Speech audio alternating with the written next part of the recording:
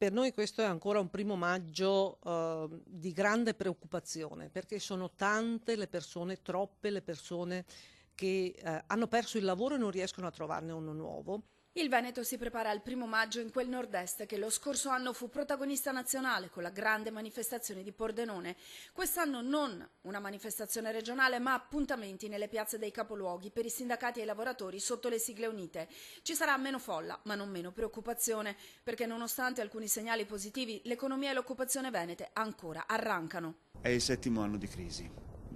Di fatto la ripresa del nostro territorio è ben lungi da venire. Non è il buio assoluto, luci se ne vedono, anche grazie alle politiche, per quanto perfettibili, del governo. Da questo punto di vista un segnale importantissimo sono le assunzioni che vengono fatte in questi mesi. In Veneto peraltro più che nel resto dell'Italia.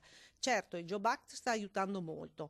Parteciperà alla manifestazione sindacale di Piazza dei Signori, come fece nel 2010, la prima volta, per un alto prelato, il vescovo di Padova, che già oggi ha visitato alcune aziende della zona industriale. La Speranza dice non deve venir meno insieme a una forte etica del lavoro. In questi anni la diocesi, attraverso un apposito fondo di solidarietà, ha aiutato ben 3.500 lavoratori. Ho visto anche la capacità proprio di tante persone nel nostro Veneto, nella nostra società, di realizzare cose pregevoli, che tante volte poco conosciute anche. Manifestazione a Mira la mattina, in piazza Ferretto a Mestre invece al pomeriggio, così come a Vicenza in piazza delle Poste, CGL, Cisle e Will schierate con la Caritas per chi ha perso un lavoro e non lo trova più. Parco Sant'Artemio sarà il teatro della manifestazione trevigiana, presente il presidente della provincia Muraro, iniziative diffuse nel Bellunese, concertone serale a Rovigo.